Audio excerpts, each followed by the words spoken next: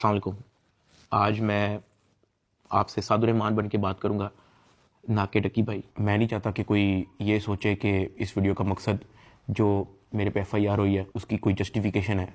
I am simply here to apologise. मेरे किसी भी कंटेंट से अगर आज तक कोई भी नेगेटिवली इम्पैक्ट हुआ है, मैं उस चीज़ के लिए माफ़ी मांगता हूँ। मेरी हमेशा से सिर्फ यही इंटेंशन रही है कि मैं लोगों को एंटरटेन करता रहूँ और कुछ ना कुछ जो है वो मैं नया लाता रहूँ। लेकिन मेरे अनजाने ना अनजाने में अगर मेरे से कोई कंटेंट कभी ऐसा पोस्ट हुआ है जिससे कोई नेगेटिवली इम्पैक्ट हुआ है, या कोई प्रमोशन ऐसी हुई है जिससे कोई नेगेटिवली इम्पैक्ट हुआ है, मैं उस चीज़ के लिए पूरे कौम से माफ़ी मांगता हूँ। Let the court handle.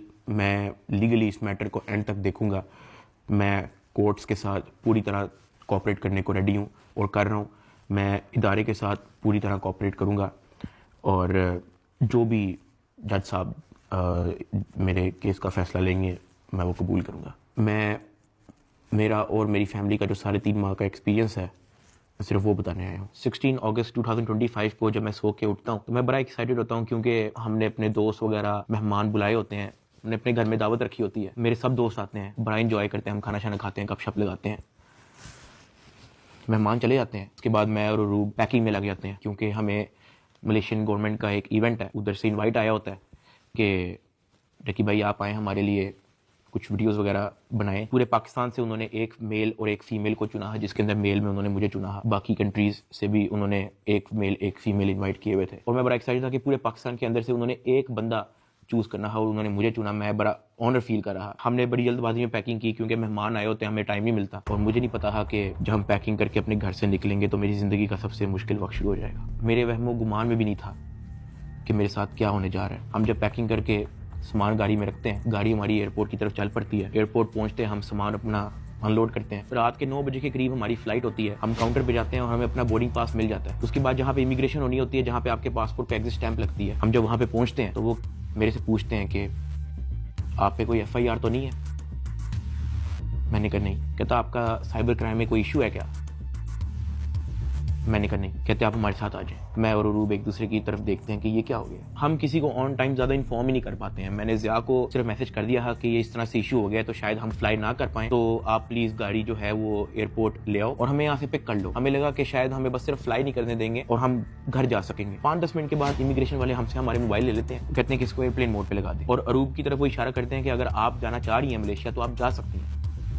अरूब ने कहा नहीं, अगर साथ मेरे साथ जा रहा है तो मैं चले जाती हूँ, वरना मैं इधर ही ठीक हूँ। शायद ये मेरी गलती ही ये था, क्योंकि उसके बाद जिस चीज़ से मेरी फैमिली ने गो थ्रू किया है, मैंने यही रिग्रेट किया कि मुझे अरूब को मलेशिया भेज देना चाहिए था। इमिग्रेशन वाले हमें एक रूम में बैठाए थे। मैं और अरूब बस आपस में गपशप लगा रहे होते हैं कि कोई नहीं कल चले जाएंगे, कोई नहीं दोबारा टिकट करा के परसों चले जाएंगे, इवेंट भी 2 दिन के बाद है, कल चले जाएंगे। हम आपस में यही डिस्कस कर रहे थे। बिल्कुल मेरे अंदर इतना सा भी वहम गुमान नहीं था कि असल में इशू क्या। 1 घंटे के बाद इमिग्रेशन वाले आते हैं, वो कहते हैं कि आ जाए हमारे साथ। एयरपोर्ट के बाहर NCCI की टीम आई होती है, मुझे वो हथकड़ी लगाते हैं, मेरी गाड़ी में बैठा देते हैं। अरूब कहती है कि मैंने भी साथ आने। मैंने इसको कहा नहीं, तुम घर चली जाओ, मुझे नहीं पता क्या सीन है, मैं हैंडल कर लूँ। वो गाड़ी भी चल पड़ी थी, गाड़ी सीधा चलेगी NCCI ऑफिस गुलबर्ग। इस वक्त यूट्यूबर डकी भाई की गिरफ्तारी का हर तरफ चर्चा है। डकी भाई को लाहौर एयरपोर्ट पर उस वक्त गिरफ्तार किया गया जब अब इन्होंने मुल्क जा रहा था। NCCI लाहौर ने मारूफ यूट्यूबर सादुर रहमान उर्फ डकी भाई के खिलाफ मुख्तलिफ इल्जाम के तहत मुकदमा दर्ज कर लिया। साइबर क्राइम एजेंसी ने यूट्यूबर साद उर्फ डकी भाई के खिलाफ मुकदमा दर्ज कर लिया है। मशहूर यूट्यूबर डकी भाई कल रात से गिरफ्तार है। पाकिस्तान के सबसे मशहूर यूट्यूबर डकी भाई एक बार फिर बड़ी मुश्किल में फंस गए हैं। मुल्जिम को गुज़श्ता रात लाहौर एयरपोर्ट से गिरफ्तार किया गया था। यूट्यूबर डकी भाई बड़ी मुश्किल में, हुक्म जारी, मदाहों के लिए बुरी खबर। डकी भाई डकी भाई डकी भाई डकी भाई डकी भाई डकी भाई डकी भाई। रात के तकरीबन 11 बजे हम NCCI ऑफिस पहुंच जाते हैं। हथकड़ी मुझे लगी हुई थी, मुझे ऊपर एक रूम में लेके गए। जब मैं NCCI के ऑफिस पहुंचता हूं तो वहां पे 6-7 ऑफिसर्स बैठे होते हैं। मेरी हथकड़ी वो खोल देते हैं, मुझे कुर्सी पे बिठा देते हैं और मेरी इंटेरोगेशन शुरू हो जाती है। वहां पे मेरे से क्वेश्चन करते हैं एप्लीकेशंस के प्रमोशन के बारे में। वहां पे मुझे पहली बार आइडिया होता है कि मेरा इस इशू पे मुझे एयरपोर्ट पे रोका गया। खैर मेरे से वो जो सवाल करते गए मैं उनको बताता गया। मेरे पास 3 मोबाइल थे, मैंने तीनों मोबाइल के पासवर्ड उनको दिए। उन्होंने मेरे से मेरे जीमेल अकाउंट के पासवर्ड पूछे, मैंने वो भी उनको ऑन द स्पॉट दिए। उन्होंने मेरे से मेरे लैपटॉप का पासवर्ड पूछा, मैंने उनको ऑन द स्पॉट दिया। ऐसा भी नहीं कि मैंने उनको कोई बहाना लगाया हो कि मैं पासवर्ड भूल गया हूँ, because I had nothing to hide. मैं इदारे के साथ कोऑपरेट करना चाहता हूँ। मैं ये नहीं चाहता कि इदारा ये सोचे कि मैं कुछ छुपा रहा हूँ। मेरा 23 दिन का रिमांड लिया गया। वो सारी इन्वेस्टिगेशन मैंने पहले 23 मिनट के अंदर दे दी थी। कई घंटे गुजर जाते हैं और तमाम ऑफिसर्स मेरी इंक्वायरी लेके चले जाते हैं, सिवाय एक के, जो मेरे इन्वेस्टिगेशन ऑफिसर्स थे, असिस्टेंट डायरेक्टर शुएब रियाज साहब। मेरे आईओ के अलावा जब तमाम ऑफिसर्स चले जाते हैं तो एक प्राइवेट बंदा बाहर से अंदर आता है। तो आईओ मुझे कहता है कि तुझे पता है कि तेरे पे एफआईआर होने वाली है।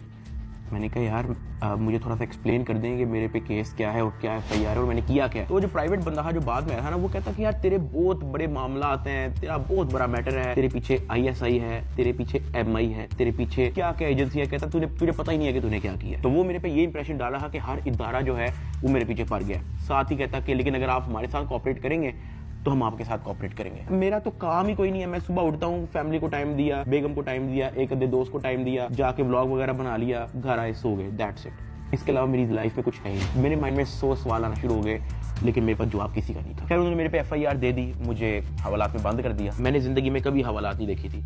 उस रात मैं नहीं सोया, मैं जागता रहा, रोशनी होगी। हवालात में सिर्फ एक ही लड़का था, मैंने उससे भी कोई ज्यादा बातचीत नहीं की। सुबह 10-11 बजे के करीब एक बंदा आया, उन्होंने मुझे हथकड़ी लगाई और मुझे कोर्ट ले गए कि आपको जज साहब के सामने पेश करना है। मेरी फैमिली में से किसी भी बंदे ने आज तक कोई कोर्ट, कोई कचहरी, कोई पुलिस स्टेशन, कोई हवालात, कोई थाने, उनमें से किसी चीज का उनको नहीं था पता। जज साहब ने 2 दिन का रिमांड दे दिया। मुझे तो रिमांड का मतलब ही नहीं था पता। मुझे हथकड़ी लगा के फिर से NCCI ऑफिस ले जाते हैं और मुझे हवालात में बंद कर देते हैं। उससे नेक्स्ट डे की बात है, मेरी इन्वेस्टिगेशन चल रही होती है। Additional director NCCI Sarfaraz Chaudhry साहब वो अचानक कमरे में आते हैं, मेरी तरफ देखते हैं, कहते हैं कि ए मुंडाई। आईओ कहते हैं हाँ जी। कहते हैं इसको लेके आओ मेरे पास। आईओ हथकड़ी पकड़ता है, मेरे हाथ पे लगाता है और कहता चल। मुझे जब हथकड़ी लगा के एडिशनल डायरेक्टर रूम में लेके जाते हैं तो वहाँ पे 5 ऑफिसर्स बैठे होते हैं। एडिशनल डायरेक्टर सरफराज चौधरी साहब मेरे से पूछते हैं कि तुम कौन से एप्लीकेशन के कंट्री हेड हो। मैंने कहा कि सर मैं किसी एप्लीकेशन का कोई कंट्री हेड नहीं हूँ। वो अपनी कुर्सी से अचानक उठता है, कहता तेरी माँ किधर से आता है पैसा तेरे पास। मैंने कहा सर मैं यूट्यूबर हूँ, मेरे 8 मिलियन सब्सक्राइबर हैं, उधर एडसेंस अभी मैं बात कर ही रहा होता हूँ। कहता है कि तुम मेरे वतन अजीज के बच्चों को खराब कर रहे हो, क्या करता है तुम्हारा बाप। मैंने कहा जी यूनिवर्सिटी के अंदर प्रोफेसर है। तो कहता तुम इतने क्यों हो। मैं चुप रहता हूँ। वो चीख के बोलते, कहता बोल। मैंने कहा जी सर मैं सिर्फ वीडियोस बनाता हूँ, मैं यूट्यूबर हूँ। माँ बहन की गालियां वो देता रहता है। उसने मेरे मुंह पे बहुत जोर का थप्पड़ लगाया। मैं बिल्कुल चुप होकर ऐसे मुंह नीचे करके खड़ा हो गया। तो कहता मुंह ते कर। अभी मैंने मुंह पर किया नहीं था। वो जोर से चीख के कहता मुंह ते कर। अभी मैंने वो मुंह पर किया ही था, उसने मुझे दूसरा थप्पड़ लगाया। मैं वहां पे बड़ा हेल्पलेस फील कर रहा कि यार मेरे से ऐसा क्या हो गया। मैं भी ये सोच ही रहा था, उसने मुझे तीसरा थप्पड़ लगाया। मुझे माँ बहन की गालियां दी जा रहा है, मैं अपना मुंह नीचे करके खड़ा हुआ। तो मेरे वहां पे बड़ा हेल्पलेस फील कर रहा कि यार मेरे से ऐसा क्या हो गया। मैं भी ये सोच ही रहा था, उसने मुझे तीसरा थप्पड़ लगाया। मुझे माँ बहन की गालियां दी जा रहा है, मैं अपना मुंह नीचे करके खड़ा हुआ। तो मेरे थप्पड़ इधर लगता था, फिर वो कहता था मुंह पर कर, फिर मेरा थप्पड़ इधर लगता है। वो मारी गया जब तक उसका दिल नहीं भरा। मैंने तो गिने भी नहीं है कि उसने मुझे थप्पड़ कितने मारे हैं। फिर वो मुझे कहता कि अपनी टांगे बैंड कर। मैंने अपनी टांगे बैंड कर ली। कहता हाथ ऊपर कर। मैंने अपना हाथ ऊपर कर लिया। वो घर में एक वीडियो कॉल लगाता है जो एक बच्चा रिसीव करता है, जिसकी एस्टिमेटेड तकरीबन एज होगी 7 साल। एक हाथ में सिगरेट होती है। वो उस बच्चे से पूछता है कि डकी बाई को जानते हो। वो बच्चा कहता है जी। वो बैक कैमरा ऑन करता है, मेरे हाथ खड़े होते हैं, टांगे बैंड होती हैं। वो कैमरे से दिखाता है उस बच्चे को कि कौन है ये। कहता डकी भाई। तो कहता कि तुम इसके प्रोग्राम देखते हो। कहता जी। वो पीछे जो प्राइवेट मुलाजिम खड़ा होता है वो बहुत जोर का पीछे थप्पड़ मारता है। सरफराज चौधरी साहब उस 7 साल के बच्चे को कहते हैं ये देखो इसके साथ क्या हो रहा है, आप देखोगे तुम इसका प्रोग्राम। कहता नहीं, चलो फटाफट इसको गालियां दो। बच्चा कहता है कि सरफराज चौधरी साहब कहते हैं और का बच्चा। सरफराज चौधरी साहब कहते हैं और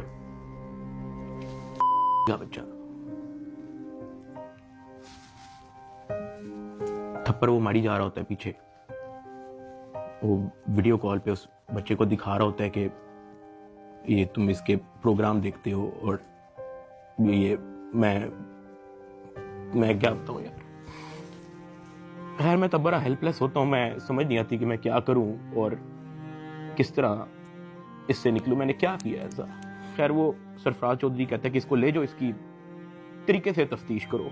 जबकि मैं डे 1 को आया हूं। मैं सब कुछ, मोबाइल का पासवर्ड, मैंने लैपटॉप के पासवर्ड, मैंने जीमेल के पासवर्ड, मैंने एक चीज नहीं छोड़ी। मुझे आज जितने ऑफिसर्स थे वहां पे, मुझे एक ऑफिसर आके दिखा दे, बता दे कि डक्की भाई ने हमें ये चीज नहीं थी दी, इसलिए हमने मारा है। वो तफ्तीश के अंदर इस जगह कोऑपरेट नहीं था कर रहा, इसलिए हमने मारा है। मुझे एक बंदा आके दिखा दे यार। मेरा 23 दिन का रिमांड लिया मैंने, पहले 23 मिनट के अंदर उनको सब कुछ दिया। मुझे ऊपर ले गए, मेरे से एक बंदा मिलने आया हुआ था, जावा फूड्स, मेरा एक जाने वाला है जिसने हमारे घर में, जब हमारे घर में दावत थी तो उसकी केटरिंग की थी। अब क्योंकि मुझे फ्रेश मार के ऊपर लेके गए थे, मेरी आंखों में आंसू थे, तो वो जब मिलने आया हुआ था वो अचानक अपनी सीट से खड़ा हुआ और उसने मेरी तरफ देखा कि क्या हुआ है। मैंने कहा कि यार मैं इनके साथ पूरी तरह कोऑपरेट कर रहा हूँ, वो फिर भी मुझे मारी जा रहे हैं, मुझे माँ बहन की गालियां दे रहे हैं। तो अगर आपकी यहाँ पे किसी ऑफिसर से बातचीत है, आप उनसे काइंडली रिक्वेस्ट करें कि यार मुझे मारे कम, या मुझे तब मारे जब मैं आपको कुछ छुपा रहा हूँ या आपको कुछ गलत बता रहा हूँ, तब मार लें, लेकिन मुझे मारे कम।